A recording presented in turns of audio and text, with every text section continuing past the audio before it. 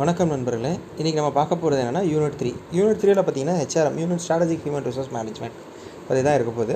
Strategic human resource management அப்படின்றது என்னென்னா it's a linkage between HRM and strategic goals.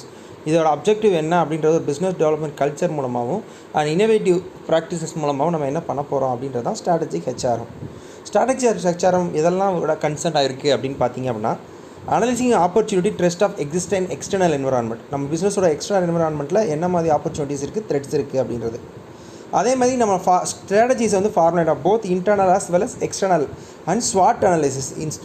வேறு மாதிரி சொல்லணும்னா நமக்கு ஸ்வாட் அனலைசிஸ் பண்ணுறதுக்கு யூஸ்ஃபுல்லாக இருக்குது. அடுத்து இம்ப்ளிமெண்டிங் ஸ்ட்ராட்டஜிக் சோர்ஸ் ஃபார்முலேட்டர்.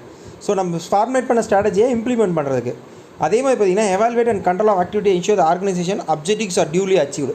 நம்ம ஆர்கனைசேஷனோட அப்ஜெக்டிவ்ஸை வந்து பண்ணுறதுக்கு யூஸ்ஃபுல்லாக இருக்குது.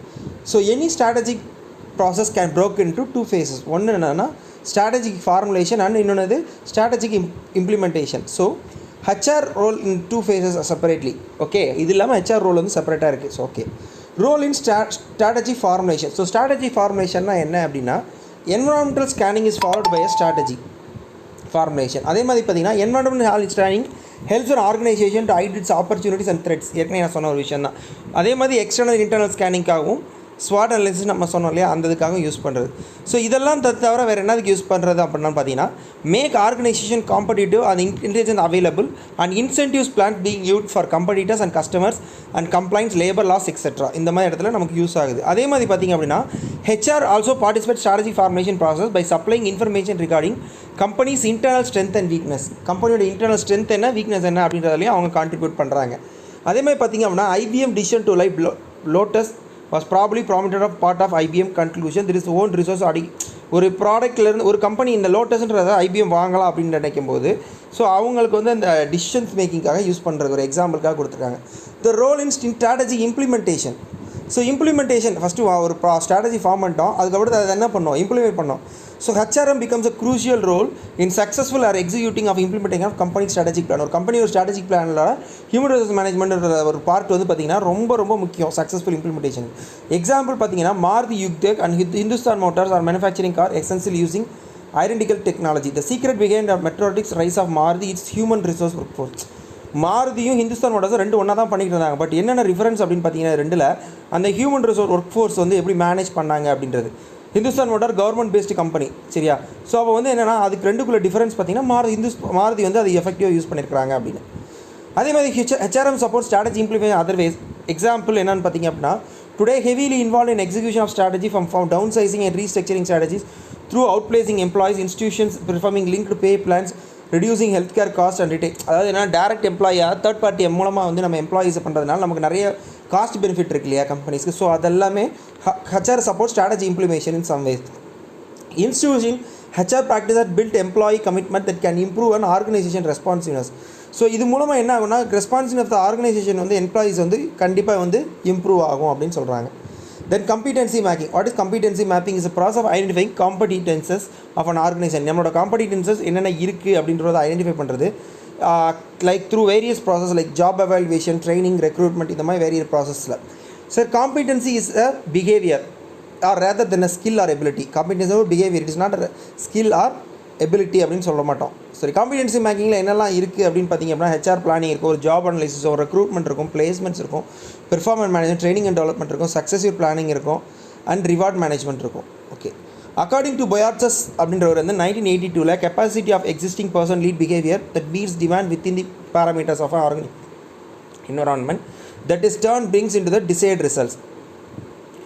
ஒரு capacity of the existing person வந்து பிஹேவியர் எப்போ இருக்குன்னா மாறும், அப்படி டிமாண்ட்ஸ் வந்து அந்த பேராமீட்டர்ஸ் ஆர்கனைசேஷன் என்விரான்மெண்ட்டுக்குள்ளே அவரோட டிசைர்ட் ரிசல்ட்ஸ் அவருக்கு மாறும் அப்படின்னு சொல்கிறாங்க.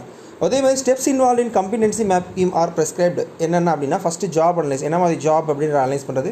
கம்பிடென்சி பேஸ்ட் ஆன் தி ஜாப் அதுக்கு என்ன மாதிரி ஜாபுக்கான ஸ்கில் செட் தேவை அப்படின்றது. Identify the minimum required level of competency, இந்த லெவலாவது அட்லீஸ்ட் இருக்கணும் அப்படின்னு. Then assessment of the person, development of a plan. So இதெல்லாம் தான் 5 ஸ்டெப்ஸு. ஓகே, அது வந்து பார்த்தீங்கன்னா அதர்ஸ் ஆஃப் கம்பிடென்சிங்கில் ஃபஸ்ட் ஒன் பார்த்தீங்கன்னா assessment of centre. Assessment centre அப்படின்னா it is a mechanism to identify the potential for growth. என்ன நமக்கு இன்னும் க்ரோவாக இருக்குது, என்ன சான்சஸ் இருக்குது அப்படின்னு ஐடென்டிஃபை பண்ணுறது. It is a procedure not a location. இது வந்து ஒரு ப்ரொசீஜர் தான், இது ஒரு லொக்கேஷன் கிடையாது. பேரை பார்த்தோன்னே சென்டர் அப்படின்னா ஏதோ ஒரு லொக்கேஷன் நினச்சிடக்கூடாது. இது எங்கே ஃபஸ்ட்டு ஆரம்பித்தாங்க அப்படின்னா American telephone and telegraphic company அப்படின்றதுல 1960 இதை கன்ஸ்ட்ரக்ட் பண்ணுறாங்க. The methodology used for employed of open ended questionnaire gathering respective data retrospective data. சரியா? The next one is group discussion. Group discussion அப்படின்னாலே உங்களுக்கு தெரியும். In this case candidates are brought together on a committee or a project with the team with one of number of items of make of recommendation on ஒரு 2-3 விஷயத்தை சொல்லி ஒரு decision சொல்லி discuss பண்ண சொல்லுவாங்க இல்லையா, that is called as group discussion. நமக்கே தெரியும். இங்கே என்ன இருக்கும் அப்படின்னா ஒர்க் பிளேஸில் டிஸ்கஷன் மேனேஜ்மெண்ட் ஒரு ஐடியாஸ் ஒரு எக்ஸ்பர்ட் ஸ்டாஃப் நாலேஜை பொறுத்து இந்த ஐடியாஸ் அக்செப்ட் பண்ணலாம் ரிஜெக்ட் பண்ணலாம் அப்படின்றதுக்கு இது ரொம்ப யூஸ்ஃபுல்லாக இருக்கும். In tray this is the exercise normally undertaking by candidates individually.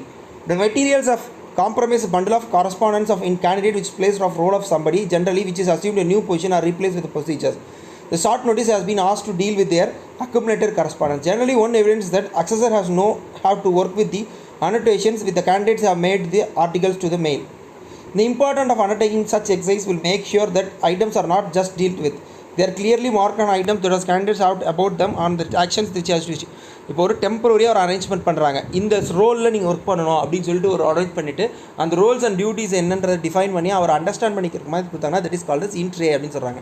Then interview stimulation or role plays. Role பிளேனாலே உங்களுக்கு தெரியும் ஒரு விஷயத்தை in this exercise candidates meet individually with role player or research person. A brief or gather information about the view of decision of alternately encourage the decision about the research person resolution of other issues of dispute. ஒரு விஷயத்தை வந்து இந்த dispute இருக்குது அப்படின்னா அந்த டிஸ்பியூட்டில் அந்த அவரோட கேரக்டரில் அவர் வந்து ரோல் பிளேயில் வச்சு டிசிஷன் மேக் பண்ணுங்க அப்படின்னு சொல்லும்போது டிப்பிக்கலாக வந்து பார்த்தீங்கன்னா இந்த இதுக்கு வந்து 15 to 30 minutes to prepare such meeting. சரியா? General brief objective of the meeting எல்லாமே கொடுத்துடணும். அதுக்கப்புறம் தான் assessment can be done. Case study analysis. This case study is a type of exercise candidate present to talk of making a decision about the particular business case. ஒரு particular business case பற்றி பேசுகிறது தான் case study analysis னு சொல்கிறாங்க. They provide large amount of factual information, generally ambiguous and in some cases contradictory.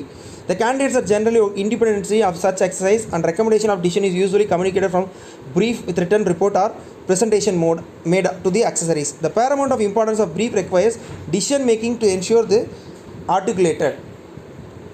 சரியா? So என்ன மாதிரி critical instance or techniques பற்றி என்னென்னா it is a technique use describe set of procedure சிஸ்டமேட்டிக்காக எப்படி இருக்கும் அப்படின்ற அந்த behaviour contribution it can be success or failure. சரியா? ஒரு இண்டிவிஜுவல் ஆர்கனைசேஷனில் ஸ்பெசிஃபிக் சிச்சுவேஷனில் எப்படி இது பண்ணணும் அப்படின்றது தான் கிரிட்டிக்கல் இன்சிடென்ட் டெக்னிக் அப்படின்னு சொல்கிறாங்க. ஃபஸ்ட்டு நம்ம என்ன பண்ணுவோம் அப்படின்னா list of goods and bad of a job behaviour is prepare for each job. 2 ஜாப்லேயும் நல்லது எது கெட்டது எது அப்படின்னு ப்ரிப்பேர் பண்ணுவோம். Few judges asked how good and how bad is the bad behaviour respectively அப்படின்னு கேட்பாங்க. பேஸ்ட் ஆஃப் தட் செக்லிஸ்ட் வந்து ரேட்டிங் ப்ரிப்பேர் பண்ணுவாங்க. The next step is train supervisors and taking notes on critical incident, outstanding example of success or failure, subordinates in the meeting requirement. The increments are intermediate note down by superior or observe them. Okay, balanced scorecard. Okay. இப்போ last time NET எக்ஸாமில் கூட இதை base பண்ணி ஒரு question கேட்டாங்க. What is balance score card அப்படின்னு. It is a management of measurement system which enables organise to clarify their vision and strategy of translate into action.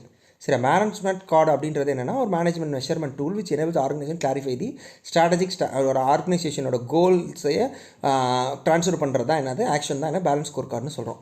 It is score card to tie business performance to organisation strategy by measuring units 4 areas. 4 ஏரியாவில் என்னென்னு financial performance, customer knowledge, internal business process and learning and growth.